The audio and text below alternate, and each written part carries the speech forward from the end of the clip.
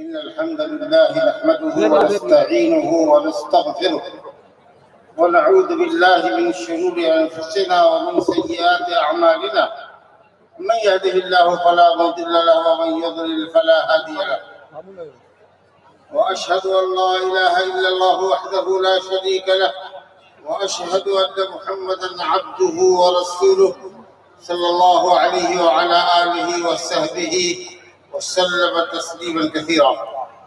أما بعد فإن خير الحديث كتاب الله وخير الهدي هدي محمد صلى الله عليه وسلم وشر الأمور محدثاتها وكل محدثة بدعة وكل بدعة ضلالة وكل ضلالة في النار. أعوذ بالله من الشيطان الرجيم. قل أطيعوا الله والرسول فإن تولوا فإن الله لا يحب الكافرين. وقال النبي المصطفى صلى الله عليه وسلم من أطاعني فقد أطاع الله ومن عصاني فقد عصى الله.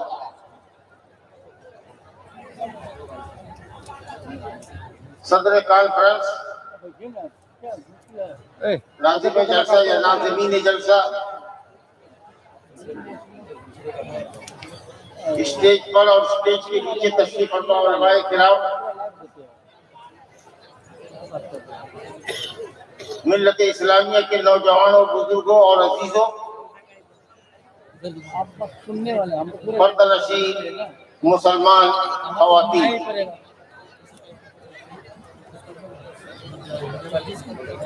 جیسا کہ آپ نے ناظم جلسہ سے میری تقریر یا میرے خطاب کا عنوان سنا، اطاعت رسول ہے. اتباع رسول، اطاعت رسول، اقتداء رسول، اسوہ رسول، یہ سب مترادف الفاظ ہیں، یعنی الفاظ مختلف ہیں، معنی سب کا ایک ہی. چلنے والے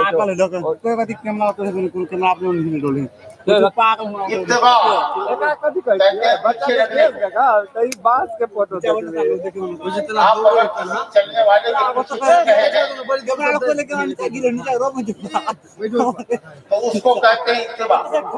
آپ مولا کے پیچھے چل رہے ہیں. کیمرہ مین سمجھو، سامنے بیٹھ کے بات کرو.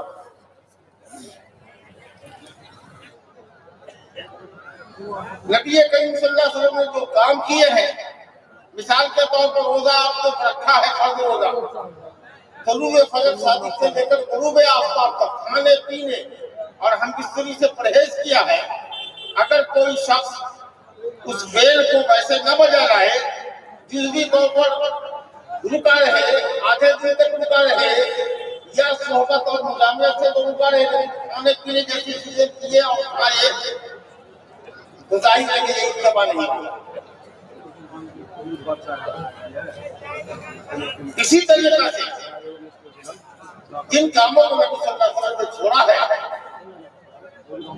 ان کاموں سے ہم اپنے آپ کو بچا سکتے ہیں. مجلس میں بہت انتشار ہے، دائیں بائیں سے آواز ہماری سماج سے ٹکرا رہی ہے. اسی لیے ہماری بہت مطلبانہ گزارش ہے کہ آپ حضرات خاموشی کے ساتھ انتہائی سنجیدگی کے ساتھ بات کریں گے. بات آپ کی دماغ کے اوپر سے نہیں گزرے گی، انشاءاللہ سب آپ کے دماغ میں بیٹھے گی. بس اللہ تعالیٰ عمل کرنے کی توفیق عطا فرمائے. دیکھیے، رسول اللہ صلی اللہ علیہ وسلم کا اتباع اور آپ کی پیروی اصل دین ہے. یہ دین کی اساس ہے، دین کی بنیاد ہے، دین کا انتہائی اہم ستون ہے. بلکہ اگر نبی صلی اللہ علیہ وسلم کی پیروی نہ کی جائے تو دین پر عمل ممکن ہی نہیں ہے. آپ کی اطاعت سے انحراف ہے، اللہ کی اطاعت سے انحراف ہے.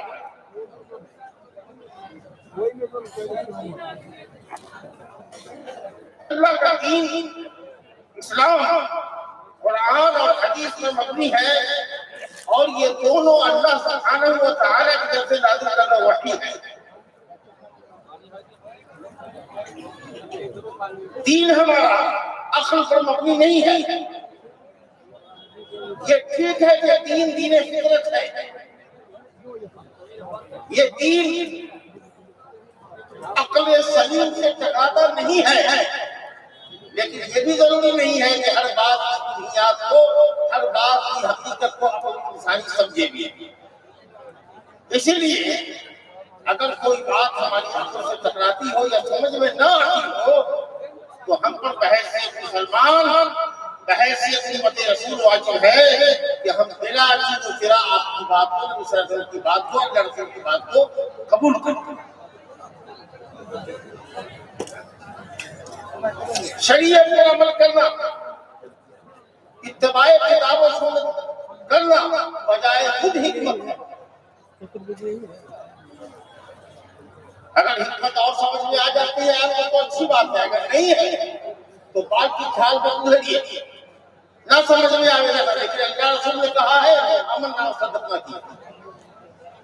حضرت عائشہ صدیقہ رضی اللہ عنہا پوچھی گئی، ان سے سوال کیا گیا، حضرت عائشہ رضی اللہ عنہا سے سوال کیا گیا کہ کیا بات ہے، ماں باب الحائض تقضی صوم ولا تقضی صلاۃ، کیا وجہ ہے کہ ایک حائضہ عورت روزے کی قضا تو کرتی ہے لیکن نماز کی قضا نہیں کرتی؟ گویا سائل یا سائلہ کا مقصد یہ تھا کہ نماز روزے سے زیادہ اہم عبادت ہے۔ شریعت نے روزہ عورتوں کے لیے معاف کر دیا ہے اس کے ایام کا، نماز معاف کر دی، لیکن روزہ کا مطالبہ ہے کہ روزہ قضا کرو۔ کیا اس کی وجہ ہو سکتی ہے؟ حضرت عائشہ رضی اللہ عنہا کسی بھی فقیہ کے اور مجتہد کے اجتہاد اور استنباط سے بہترین استنباط کر سکتی تھی، لیکن انہوں نے کہا کہ ہاکذا قلنا نہیں ہوگی عہد رسول اللہ صلی اللہ علیہ وسلم، ہم لوگوں کو نبی صلی اللہ علیہ وسلم کے عہد مبارک میں بھی ہے جاتا تھا اور ہمیں روزے کی قضا کا حکم دیا جاتا تھا، نماز کی قضا کا حکم نہیں دیا جاتا۔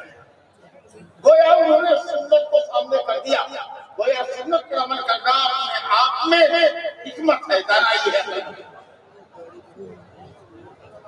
لہذا اگر کوئی بات اور سے سنیے، اگر کوئی بات بظاہر آپ کی عقل اور سمجھ میں ادراک میں نہ آتی ہو تو آپ شریعت کو اپنی عقل پر مقدم کریں۔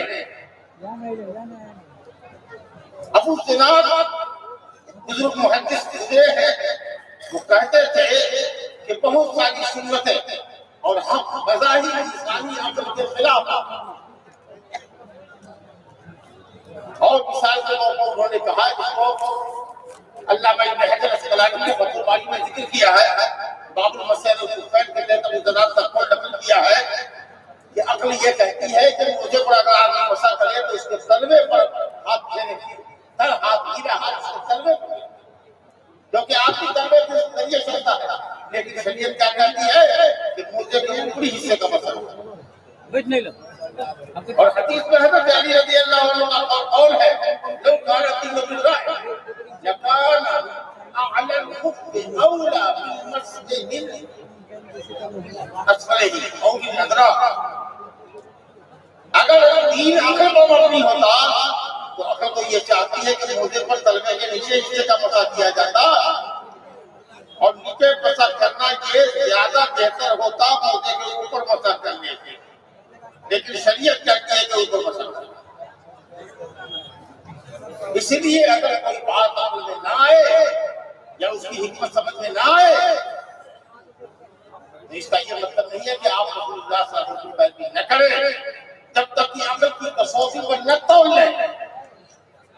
نہیں، یہ الحاد ہے، یہ فکری الحاد ہے، اور اسی سے اجتماع کمزور ہوتا ہے۔ آپ اپنی عقل کو شریعت کے تابع، یہ بنیادی اصول ہے تمام کہ انسان کی عقل، مسلمان کی عقل اس کی شریعت کے تابع ہوگی، شریعت کو اپنی عقل کے تابع کرے۔ دوسری بات، آپ کو یہ سمجھنا چاہیے کہ اتباع رسول ہمارے اعمال کی قبولیت کے لیے شرط اولی ہے۔ میں نے اجازت کے خطبے میں بھی اس نقطے پر بحث کی ہے کہ عمل کی قبولیت دو چیزوں پر موقوف ہے۔ ایک تو یہ ہے کہ جو کام آپ ثواب کے لیے کر رہے ہیں ضروری ہے کہ وہ لوجہ اللہ ہو، اللہ کی رضا اور مقصودی کے لیے، جو کہ اللہ تعالیٰ شناخت کے عمل کو پسند نہیں کرتا۔ وہ عمل اللہ کے نزدیک کی شناخت باریابی حاصل کرتا ہے جو صرف اور صرف اللہ کی رضا کی خاطر کیا جائے۔ اور دوسری شرط یہ ہے کہ نبی صلی اللہ علیہ وسلم کی پیروی کو نبی صلی اللہ علیہ وسلم کے لیے خالص کیا جائے، یعنی عبادت نبی صلی اللہ علیہ وسلم کے بتائے ہوئے طریقے کے مطابق کی جائے۔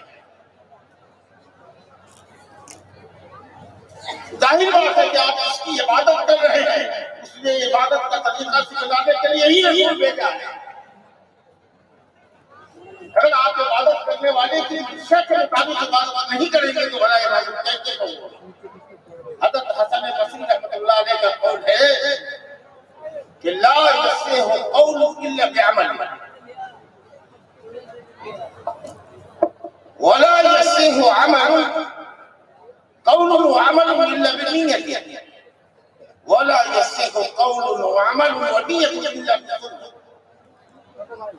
کوئی بھی قول بغیر عمل کے معتبر نہیں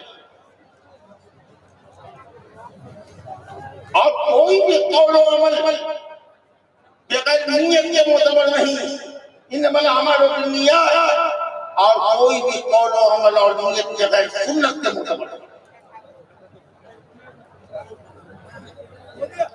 رسول کریم صلی اللہ علیہ وسلم کا ارشاد ہے من عمل عملا ليس عليه امرنا فهو رد۔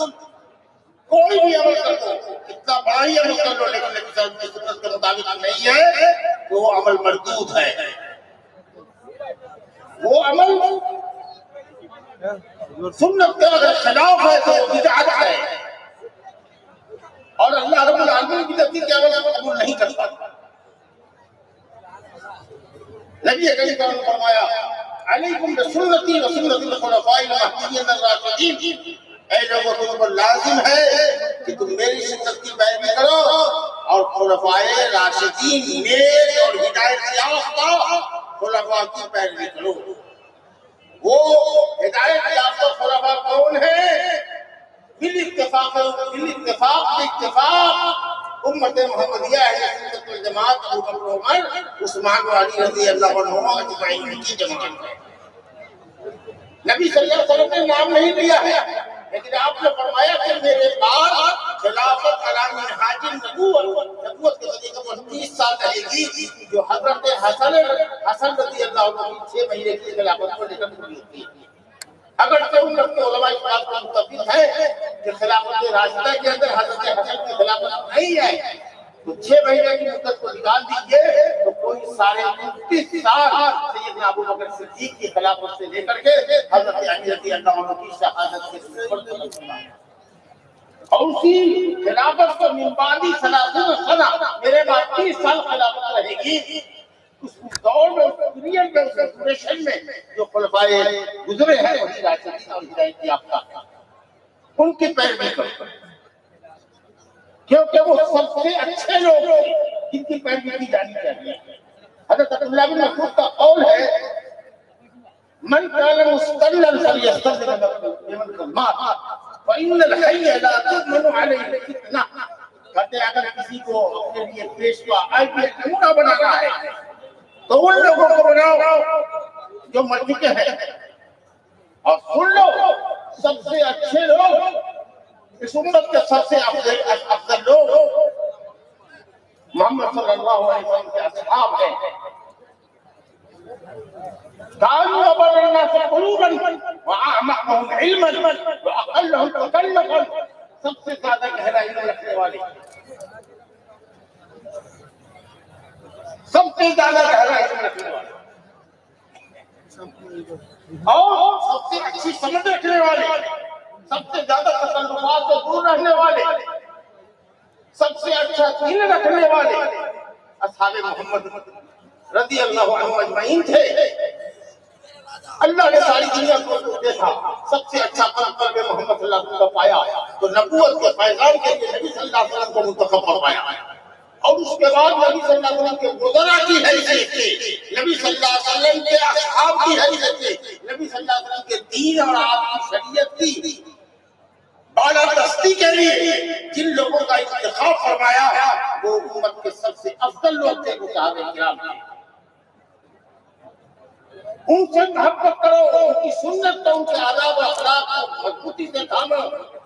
اگر یہودیوں سے پوچھو گے کہ تمہاری ملت کے سب سے اچھے لوگ کون ہیں تو کہیں گے کہ ہمارے احبار ہیں، حضرت موسیٰ کے اصحاب ہیں۔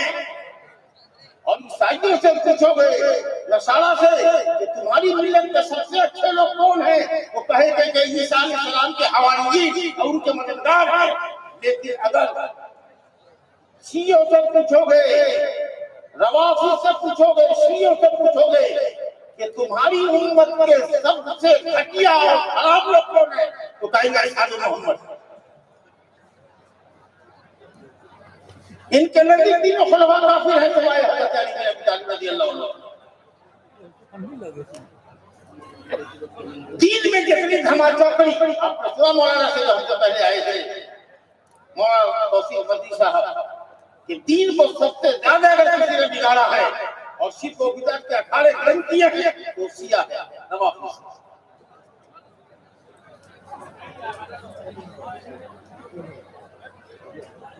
بہرحال کہا گیا کہ سب سے اچھے لوگ صحابہ کرام، اور نبی کریم نے فرمایا کہ صحابہ میں جو خلفائے راشدین ہیں ان کی پیروی کرو۔ اس کا مطلب یہ ہوا کہ جو چیز نبی صلی اللہ علیہ وسلم کی سنت سے ثابت نہ ہو، خلفائے راشدین کی سنت سے ثابت نہ ہو، وہ دین کا حصہ ہو ہی نہیں سکتی، وہ بدعت ہے۔ اور اس لیے آپ نے فرمایا وَإِيَّاكُمْ وَالْبِدْعَ وَإِيَّاكُمْ وَالْمُحْدَثَاتِ وَإِيَّاكُمْ وَكُلَّ مُحْدَثَةٍ۔ کہا کہ خبردار دین میں نئی چیزوں کی ایجاد سے، نئی چیزوں پر عمل کرنے سے بچنا، كُلَّ مُحْدَثَةٍ بِدْعَةٍ، ہر نئی چیز دین کے نام پر اگر کی جائے تو بدعت ہے۔ پنڈال سجا دیجیے، دین کے نام پر نہیں ہے۔ لاؤڈ اسپیکر کا استعمال ہے، یہ سنت نہیں ہے، یہ مباح چیز ہے۔ اللہ نے فائدے کے لیے پیدا کیا، اس کو استعمال کر رہا ہے۔ لیکن اگر ہم یہ سمجھیں کہ اس پر بولنا ثواب کا کام ہوگا تو یہ بدعت ہے۔ کیونکہ کسی بھی کام کو سنت ہونے کے لیے اور ثواب ہونے کے لیے ضروری ہے کہ اس پر نبی صلی اللہ علیہ وسلم کی مہر لگے۔ باقی یہ سب چیزیں جائز ہیں۔ دنیاوی امور کے اندر اگر شریعت کی مخالفت نہیں ہے تو جائز ہے۔ الاصل فی الاشیاء الاباحہ، ہر چیز کے اندر اصل یہ کہ وہ مباح ہے، مگر یہ کہ شریعت کو منع کرے۔ لیکن دین کے اندر عبادت بھی ایک ایسی چیز ہے جس کے لیے دلیل ہونی چاہیے۔ اگر دلیل نہیں ہے تو اگر دلیل نہیں ہے تو دلالت۔ ثواب کا اتباع کا یہ بھی ایک بنیادی اصول ہے کہ ہر وہ کام جو ثواب کا ہو، عبادت کے دین سے جس کا تعلق ہو، اور نبی کریم صلی اللہ علیہ وسلم نے اس کام کو نہ کیا ہو، حالانکہ تقاضے عمل موجود رہا ہو، لیکن تقاضے کے باوجود بھی آپ نے وہ عمل نہ کیا ہو تو یہ واضح نہیں ہو کہ وہ عمل بدعت ہے۔ اب بتائیں آپ کو نبی صلی اللہ علیہ وسلم کی پیدائش کہ 40ویں سال آپ کو اللہ نے نبی صلی اللہ علیہ وسلم، 63 سال میں آپ کی وفات ہوئی، 13 سال مکے میں گزارا، 10 سال مدینے میں گزارا، 23 سال نبی رہے، لیکن آپ نے اپنی پیدائش کا دن نہیں منایا۔ کون سی چیز روکتی تھی آپ کو؟ تقاضا موجود تھی، نہ کیک کاٹتے، نہ بڑی دعوت کرتے، لیکن چھوٹے ہی پیمانے پر جو زمانے میں کر سکتے تھے، کچھ لوگوں کو کھجور کھلا دیتے، جسے ہی مالیدہ بنا بنا کر دیتے کہ آج کی پیدائش کا دن ہے، لیکن آپ نے نہیں کیا۔ کچھ لوگ کہتے ہیں کہ نبی صلی اللہ علیہ وسلم نے سوموار کے روزے سے متعلق، یا رسول اللہ سوموار کا روزہ کیسا ہے؟ تو آپ نے فرمایا کہ اس دن میں پیدا کیا گیا اور اسی دن مجھ پر نبوت کا فیضان ہوا۔ ذاک یوم ولدت فیہ ویوم انزل علی، اسی دن مجھ پر نبوت نازل ہوئی، شریعت اتری، وحی الہی اتری۔ آج دیکھو تو نبی صلی اللہ علیہ وسلم پیدائش کا ذکر کیا ہے، آج سوموار کے دن کا ذکر کیا ہے، اور آپ نے سوموار کی حکمتوں اور فوائد میں سے ایک فائدہ یہ ذکر کیا کہ اس دن پیدا ہوا، اس دن بڑی نبوت ہوئی، اس دن اللہ تعالیٰ کے اعمال کرتے ہیں۔ یہ ساری باتیں ہوئی. سوموار ہر ہفتے میں آتا ہے. رسول نبی صلی اللہ علیہ وسلم کی پیدائش کا دن آتا ہے ہر ہفتے کی. یہ کام تو ہر ہفتے کر لیتا ہے. کچھ لوگوں نے بڑے بھولے بھالے لوگ ہیں, بڑے مکار ہیں, سادگی میں لوگوں کو دھوکہ دیتے ہیں, کہتے ہیں کہ چلو بھائی نبی صلی اللہ علیہ وسلم نہیں کیا, اپنا جنم دن کون مناتا ہے, یہ آپ کا تواضع تھا, آپ کی خاکساری بھی نہیں منایا. پھر خلفائے راشدین کہاں تھے؟ قسم اللہ کی اگر یہ ثواب کا کام ہوتا, نبی سے محبت کی دلیل ہوتی, تو صحابہ کرام اس موقع کو کبھی فروغ نہیں کر سکتے. وہ ہر خیر کی طرف لپکنے والے تھے, ہر خیر کی طرف لپکنے والے تھے. لہذا جب انہوں نے نہیں کیا, تقاضا موجود تھا, نہیں کیا. نہ تابعین نے کیا, جیسا تابعین نے کیا. امام مالک, امام ابو حنیفہ, امام شافعی, امام احمد نے کیا. کب ہوا؟ 5ویں صدی کے اندر, جب بنو فاطمیہ کی شیعوں کی حکومت قائم تھی مصر کے اندر, تو انہوں نے نبی صلی اللہ علیہ وسلم کا, حضرت علی و حضرت فاطمہ رضی اللہ عنہما کا, حسن و حسین رضی اللہ عنہما کا اور وقت کے خلیفہ کا جنم دن منایا. 6 میلادیں منائی گئی.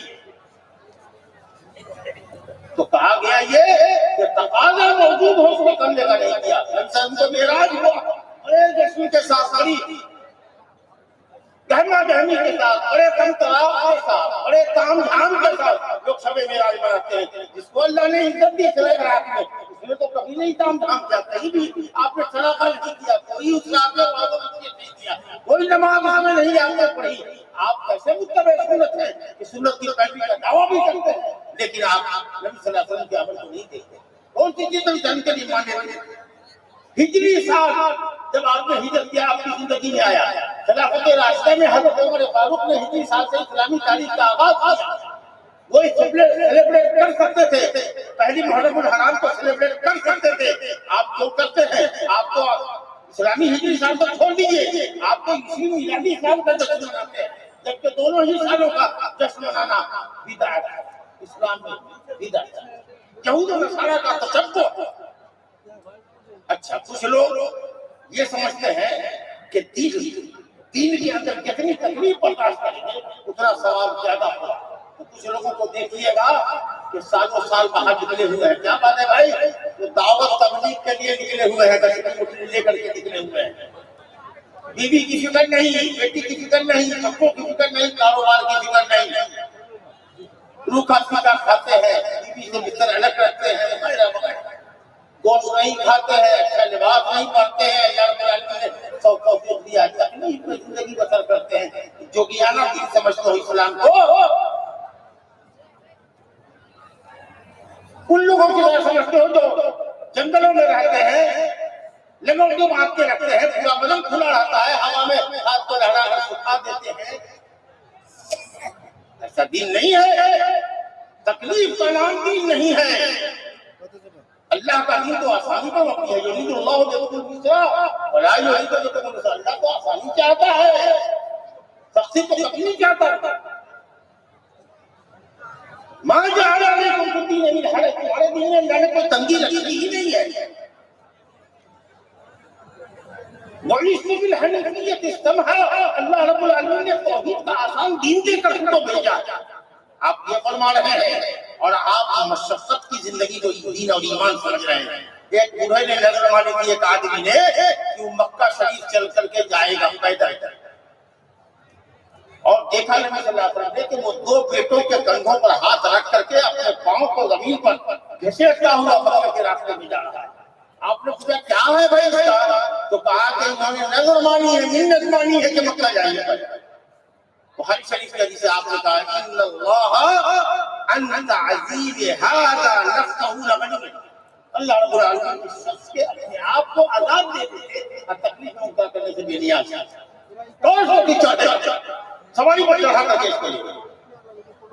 لیکن ہاں, اگر دین کو, دین کے تقاضا کو پورا کرنے میں, دین پر عمل کرنے میں اگر آپ کو مشقت ہے تو وہ مشقت باعث ثواب ہے. اب آپ دیکھ لیجیے یہ مسجد ہے, کوئی 10 قدم سے چل کے آتا ہے, کوئی 100 قدم سے چل کے آتا ہے, کوئی 500 قدم سے چل کے آتا ہے, مسجد میں جماعت کے لیے حاضر ہوتا ہے. بتائیے 100 قدم چل کے آنے والوں کا ثواب اور 500 قدم سے چل کر آنے والے کا ثواب دونوں برابر ہوگا؟ نہیں. نماز کا ثواب ٹھیک ہے, الحمدللہ اس کی نیت کے مطابق معاملہ اللہ جانے جس کو کیا ملے گا. لیکن ہر قدم کے اوپر ایک نیکی اور ہر قدم کے جو زمین پہ پڑتا ہے ایک گناہ معاف ہوتا ہے. ظاہر ہے کہ جس کے قدم جتنے ہوں گے اس کو اتنا زیادہ ثواب ملے گا. اس لیے جب اما عائشہ رضی اللہ عنہا نے نبی صلی اللہ علیہ وسلم سے فرمائش کی کہ میں حج کے لیے عمرہ کے لیے آئی تھی اور مہاماری کی وجہ سے میں عمرہ نہیں کر سکتی, حج میں داخل ہو گئی, مجھے چاہتی ہوں کہ الگ سے ایک عمرہ کروں. تو آپ نے ان کے بھائی عبد الرحمن بن ابو بکر رضی اللہ عنہ کو کہا کہ جا کر ان کو مقام تنعیم سے عمرہ کرا کے لیا. لیکن آپ نے کہہ دیا اما عائشہ سے کہ اجروں کے اعلی قدر نصب کے نفقتے کے کہ ہم تمہارا اجر عمرہ کرنے کا تمہاری تکان محنت اور تمہارے خرچ کے اعتبار سے. ظاہر ہے کہ جو مدینہ سے آ کر کے عمرہ کرے گا وہ مقام تنعیم سے آ کر کے عمرہ کرے گا, دونوں برابر نہیں ہو سکتا. جو ہندوستان جو نیپال اور جاپان سے آ کر کے عمرہ کرے گا اس کو تکان ہوگی, اس کو پیسے زیادہ ہیں. تو اگر اسلامی عمل پر اسلامی احکام پر عمل کرنے کے لیے اگر مشقت برداشت کرتے وہ مشقت اہل ثواب ہے. اسی لیے مسلم میں روایت ہے کہ حضرت جابر بن عبد اللہ رضی اللہ عنہ کا گھر مسجد نبوی سے دور تھا. انہوں نے اور ان کے قبیلے والوں نے چاہا کہ ہم اپنے گھر کو مسجد کے قریب منتقل کر لیں. جب آپ کو معلوم ہوا کہ یہ حضرات اپنا مکان وہاں بیچ کر مسجد نبوی کے پاس آ رہے ہیں تو آپ نے ناراضگی کا اظہار کیا اور کہا کہ کیا تم اس بات کو نہیں پسند کرتے کہ دور سے چل کر کے مسجد میں آؤ اور تمہارے ہر قدم پر اللہ تعالیٰ ثواب عطا فرمائے.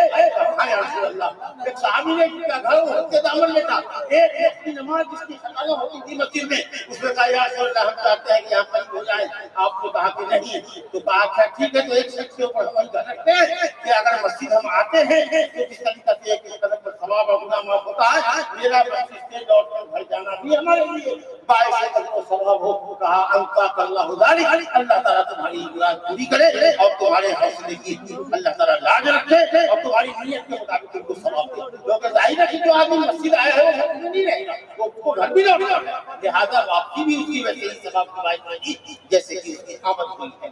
تو بزرگوں دوستو یہ سب اصول ہوتے ہیں جن کو آپ اتباع کے پیش نظر رکھنا ہوگا کہ کیا چیز ہے. کچھ لوگ تکلیف کرنے کو نیکی سمجھتے ہیں, کچھ لوگ اللہ تعالیٰ کی نعمتوں کو ترک کر کے اس کو نیکی سمجھتے ہیں, کچھ لوگ عقل کو بالکل پانچ بنا لیتے ہیں, کچھ لوگ عقل کے غلام بن جاتے ہیں. نہیں, اس عقل کی قدر ہے اسلام میں جو عقل شریعت کے تابع ہو. اگر حکمت سمجھ میں آوے الحمدللہ, نہ سمجھ میں آوے الحمدللہ, کتاب و سنت پر عمل کرنا.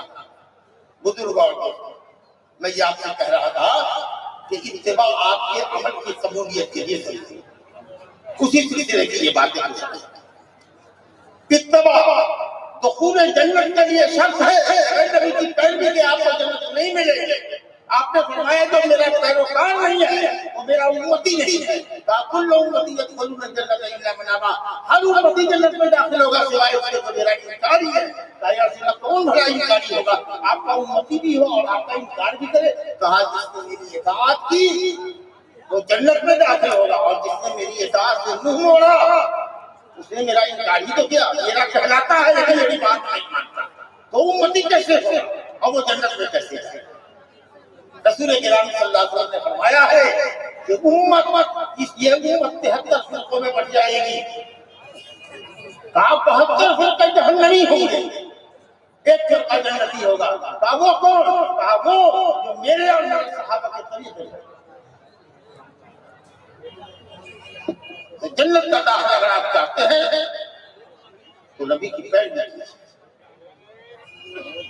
تیسری بات یہ ہے کہ نبی صلی اللہ علیہ وسلم کی پیروی نبی صلی اللہ علیہ وسلم کے محبت کی دلیل ہے. منہ بولتا ثبوت ہے, زندہ ثبوت ہے.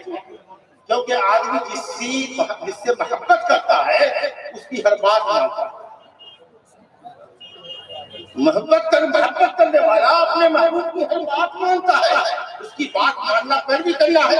اللہ تعالیٰ فرماتا ہے ان کنتم تحبون اللہ فاتبعونی یحببکم اللہ ویغفر لکم ذنوبکم واللہ غفور رحیم. کہہ دیجیے نبی صلی اللہ علیہ وسلم ان لوگوں سے جو کہتے ہیں کہ انہیں اللہ سے محبت ہے, کہہ دیجیے کہ اگر اللہ سے محبت ہے تو اس کو پروف کرو, ثابت کرو, میری پیروی کرو. نبی صلی اللہ علیہ وسلم کی پیروی اللہ سبحانہ و تعالیٰ کے محبت کی دلیل ہے. اہل علم نے لکھا ہے, مفسرین نے لکھا ہے, علماء سنت نے لکھا ہے کہ یہ آیت تصوفی ہے، یہ آیت تصوفی ہے، یہ آیت انسان ہے جس پر ہر اس آدمی کو توڑ لو رکھ لو جو محبت رسول کا دعویٰ کرتا ہے، لیکن وہ طریقہ محمدیہ پر اگر نہیں آئے تو سمجھ لو کہ وہ جھوٹا ہے، باقی ہے، کیونکہ اللہ نے اپنی محبت اور رسول کی محبت کی کسوٹی تو نبی کی پیروی کو بتایا، اور جب اللہ تعالیٰ کی محبت نبی کی پیروی سے حاصل ہوگی تو نبی صلی اللہ علیہ وسلم کی محبت تو بدل جائے حاصل ہوگی تو نبی کی تو بات مان رہا ہے۔ تو اب اس آیت کا اس حدیث کا مفہوم سمجھ لیجئے کہ تم میں کا لا یؤمن احدکم حتی اکون احب الیہ من والدہ وولدہ والناس اجمعین، کہ تم میں کا کوئی مومن نہیں ہو سکتا جب تک کہ وہ اس کو اپنے باپ سے، ماں سے اور اپنی اولاد سے، بیٹے بیٹی سے، دنیا کی تمام انسان سے بلکہ حضرت عمر بن خطاب رضی اللہ عنہ کی روایت ہے جو بخاری میں ہے، انہوں نے کہا یا رسول اللہ آپ اس کو ہر چیز سے زیادہ پیارے ہیں سوائے میری جان کے، تو آپ نے کہا نہیں لا واللہ حتی اکون احب الیک من نفسک، اس وقت تک نہیں جب تک کہ میں آپ کو اپنی جان سے پیارا نہ ہو جاؤں۔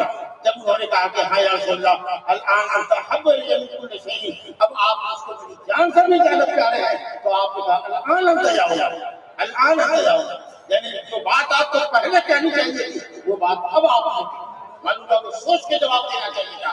پہلا جواب نیچرلی نہیں تھا جو حضرت عمر غالب کا تھا، کیونکہ ہر شخص کو اس کی جان کی مقابلے میں زیادہ عزیز ہوتی ہے، لیکن جب آپ نے کہا نہیں جب تک کہ میں آپ کو اپنی جان سے پیارا نہ ہو جاؤں، تو حضرت عمر نے سوچا، تدبر کیا، غور کیا، کہا اللہ اکبر، صلی اللہ علیہ وسلم ہوتے اور اللہ نے ان کے ذریعے ہماری ہدایت اور رہنمائی نہیں فرمائی ہوتی تو ہم تو گمراہ ہو جاتے ہیں۔ میرے بزرگوں اور دوستوں، اب جو قرآن مجید میں اب چوتھی بات کہہ رہے ہیں کہ قرآن مجید میں جو کثرت سے آیت آئی ہے اطیعوا الرسول اطیعوا الرسول اطیعوا الرسول، جی اتباع رسول کا بھی ذکر آیا ہے 30 سے زیادہ مقامات پر۔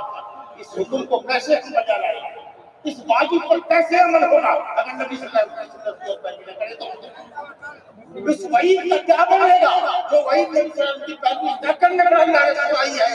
قل اطیعوا اللہ والرسول فإن تولوا فإن اللہ لا يحب الكافرین، کہیے کہ اللہ کی اطاعت کرو، رسول کی بات مانو بلا چین و چرا، اگر ایسا نہ کرو گے کافر ہو گئے، اللہ تعالیٰ کافروں کو پسند نہیں کرتا۔ اس آیت کا کیا جواب ہوگا آپ کے نزدیک؟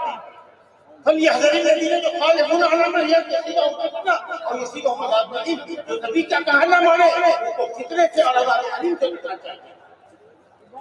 میرے بزرگوں دوستو، حق یہی ہے کہ ہم وعید سے ڈرے، نبی کی مخالفت جو وعید ہے اس سے ڈرے، اور نبی اللہ تعالیٰ کے حکم پر اور نبی کے حکم پر عمل کریں، اور اتباع رسول مومن کی پہچان ہے۔ اللہ نے کہا فبشر عباد الذین یستمعون القول فیتبعون احسنہ، میں نے ان بندوں کو بشارت دے دی ہے جنت کی جو باتوں کو سنتے ہیں قرآن و حدیث کی تو سننے سے زیادہ عمل کرتے ہیں۔ اور اللہ تعالی نے فرمایا انما كان قول المؤمنين اذا دعوا الى الله ورسوله ليحكم بينهم ان يقولوا سمعنا واطعنا واولئك ومن يطع الله ورسوله ويخشى الله ويتقه فاولئك کہا کہ مومن کو صرف یہی کہنا چاہیے جب اللہ اس کے رسول سے بلائے سمعنا واطعنا، سنا اور اطاعت۔ میرے بھائیوں، بہت اہمیت ہے اطاعت کی۔ اگر آپ رسول کی اطاعت نہیں کرتے، بلا چین و چرا آپ کے حکموں کو نہیں مانتے، آپ کے فیصلوں پر عملی جامہ نہیں پہناتے تو اللہ نے ایمان کی نفی کر دی۔ فلا وربک لا یؤمنون حتی یحکموک فیما شجر بینہم، آیات بہت ہے۔ اب دیکھیے جو بات کہنا چاہتا ہوں اصل وہ کچھ یہ ہے کہ آخر وہ کون کون سی رکاوٹیں ہیں جو ہم کو نبی کی پیروی کرنے سے روکتی ہیں اور ہم اس پر غلبہ کیسے پا سکتے ہیں۔ یہ تو 3-4 چیزیں انشاءاللہ نفع بخش ہوں گی آپ کو۔ پہلی چیز تو میرے بھائیوں یہ ہے کہ جیسا کہ آپ جانتے ہیں مسلمانوں کے اندر جب سے جہالت پھیلی ہے اور دین سے دوری پیدا ہوئی ہے اور علم شریعت کو لوگوں نے سے کچھ ڈالا ہے، جہالت جب پھیلی ہے تو اتباع رسول کا دامن بھی چھوٹا ہے۔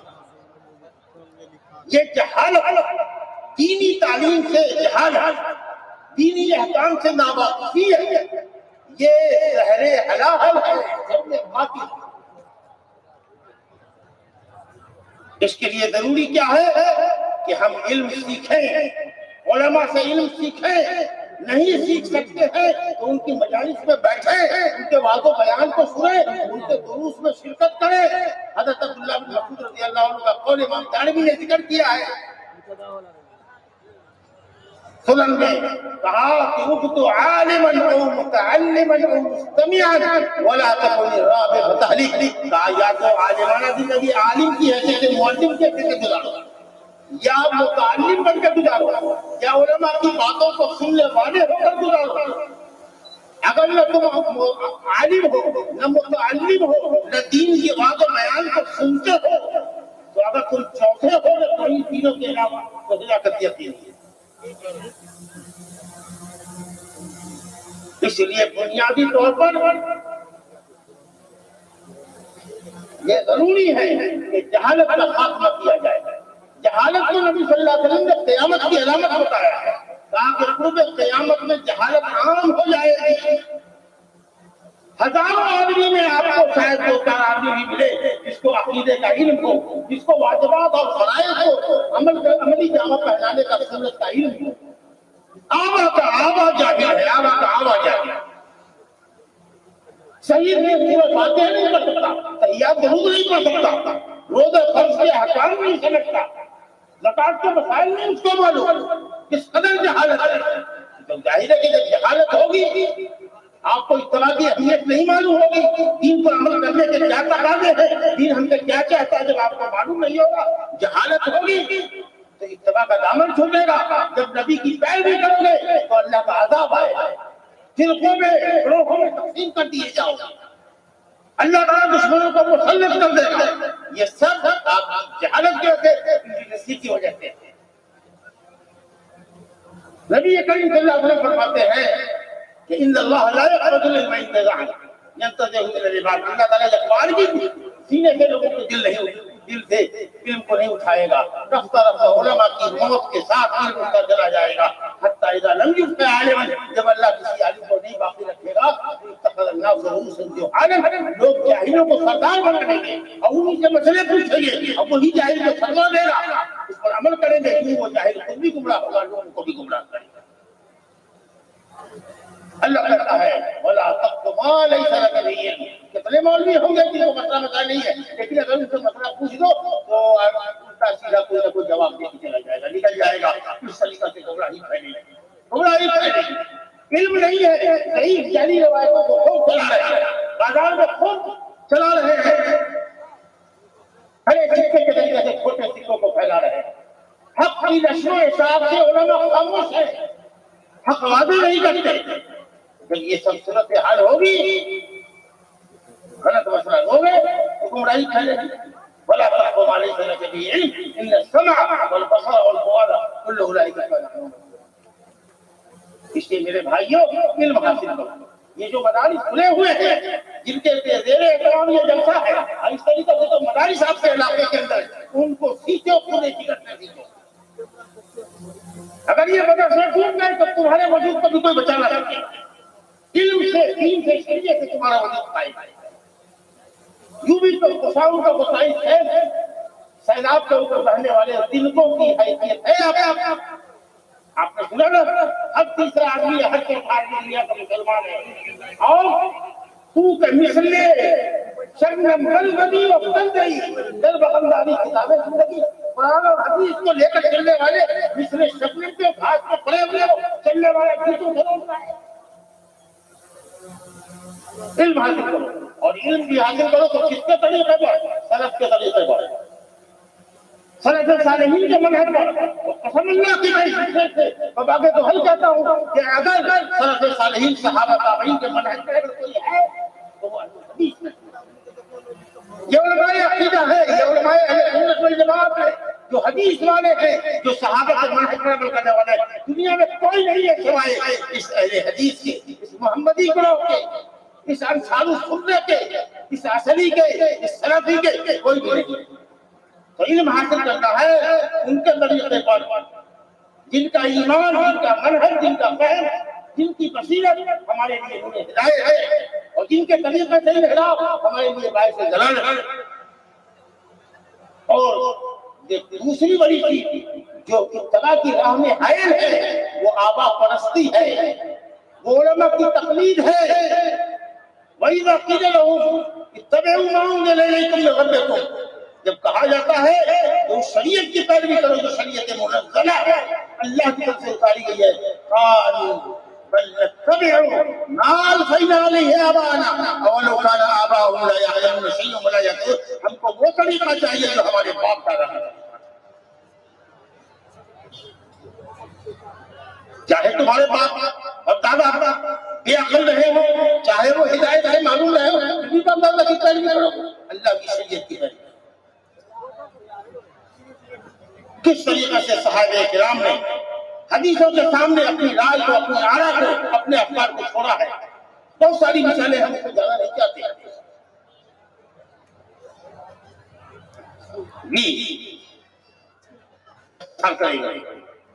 کہا کہ صحابہ کرام نے اقوال کو چھوڑا۔ ارے جنہیں ائمہ کی تقلید کی جاتی ہے، حضرات ائمہ کرام رضوان اللہ علیہم اجمعین، حضرت امام ابو حنیفہ رحمۃ اللہ علیہ نے فرمایا حرام ہے کسی شخص پر جو میرے قول کی دلیل معلوم کیے بغیر میرے کلام کو فتویٰ دے۔ حضرت امام ابو حنیفہ ہے جو کہتے ہیں کہ اگر اللہ کی کتاب اور کی سنت ان صحابہ کا قول اگر میرے فتوے کے خلاف کرے تو میری بات کو چھوڑ دو۔ وہ امام مالک ہے جو کہتے ہیں کل منا یقبل ہو یرد علیہ، ہر شخص کی بات چھپی جا سکتی ہے، چھوڑی جا سکتی ہے، لیکن نبی معصوم کی کوئی بات چھوڑی نہیں جا سکتی ہے۔ شریعت کی جو تین بنیادیں ہیں وہ معصوم ہیں، اللہ کی کتاب خطاؤں سے پاک، نبی کی سنت خطاؤں سے پاک، امت محمدیہ کے علماء کا اجتماع خطاؤں سے پاک۔ لیکن جس مسئلے میں علماء کا اختلاف ہے، اجماع نہیں ہے، اتفاق نہیں ہے، تو اللہ کہتا ہے فردو ہے اللہ ورسول، اس کو اللہ اس کے رسول کی طرف پلٹا دو، اور جو اللہ رسول کی شریعت کے مطابق اس کو عمل کر لو اگر مومن رہنا چاہتے ہو۔ کتنا زبردست کلام ہے، کتنا نفیس کلام ہے شیخ الاسلام ابن تیمیہ رحمۃ اللہ علیہ نے فرمایا کہ شریعت کی تین چیزیں قرآن اور سنت اجماع امت یہ معصوم ہیں، اب باقی اختلافی مسائل میں اللہ کہتا ہے فردو ہے اللہ ورسول، اگر ایسا نہیں کیا آپ نے تو آپ گمراہی سے نہیں بچ سکتے۔ بہت ساری باتیں حضرت علماء کرام نے کہا۔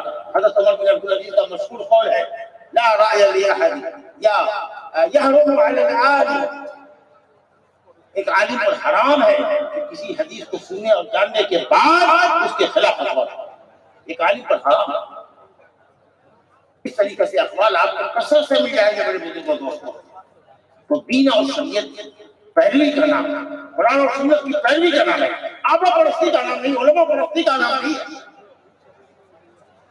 اور ضروری ہے اسی کے ساتھ ساتھ کہ آپ برے لوگوں کی صحبت سے بچیں، یہ بات بڑی ضرورت ہے، برے لوگوں کی صحبت سے بچیں۔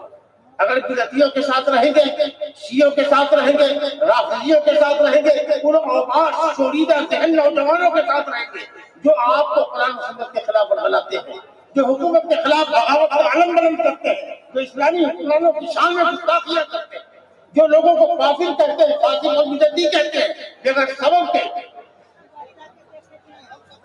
یہ جو خوارج کا گروپ ہے جس کے متعلق آپ نے مولانا سے سنا، کہا کہ کچی عمر کے لوگ ہوں گے، کچی عمر کے نوجوان ہوں گے، حدثاء الاسنان سفہاء الاحلام، کچی فکر کے لوگ ہوں گے۔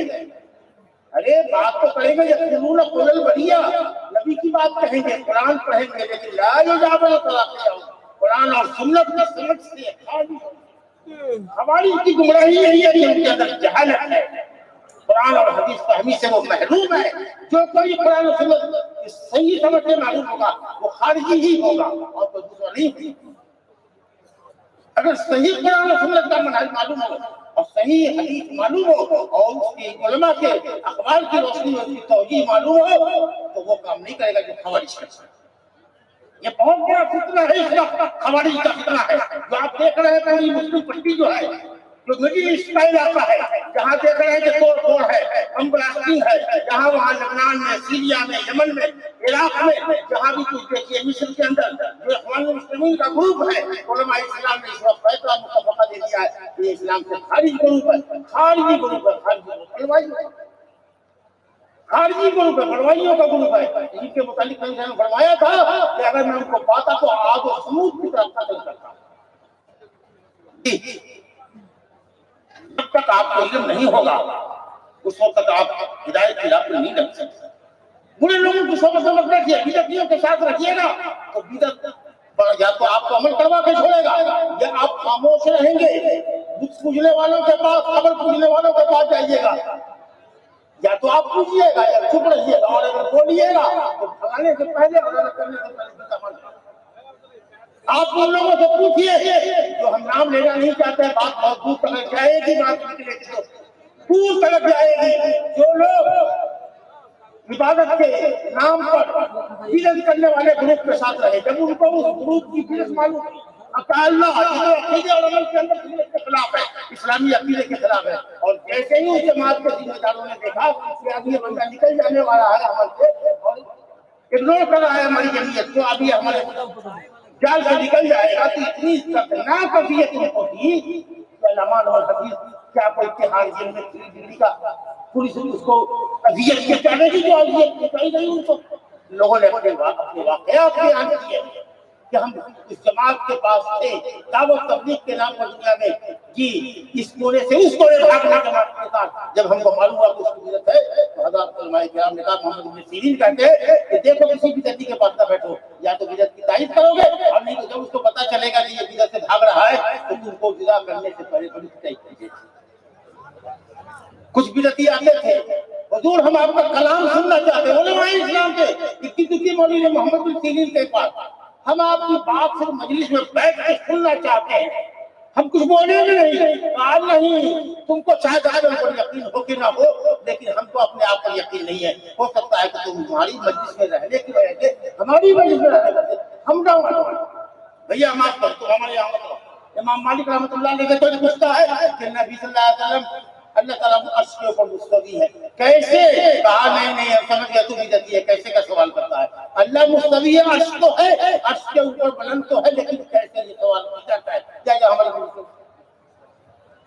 جی میں آپ کو بتاؤں، حضرت سفیان ثوری کے ایک شاگرد ہے یوسف بن اسباط، انہوں نے کہا کہ میرا باپ تھا تقدیر کا انکار کرتا تھا، معتزلی تھا، میرے ماموں جان رافضی تھے، شیعہ تھے، لیکن اللہ نے مجھ کو سفیان ثوری کو بچا دیا، میری صحبت سفیان ثوری سے ہو گئی، باپ قدری ہے، نالیال والے شیعہ ہیں، لیکن اللہ رحم کرے سفیان ثوری پر، انہوں نے مجھ کو بچا دیا، اللہ تعالیٰ نے ان کی صحبت سے بچا دیا۔ میں جوانوں کو کہنا چاہتا ہوں کہ آپ ان علماء کی صحبت اختیار کیجیے جن کا عقیدہ صحیح ہے، جن کا فہم صحیح ہے۔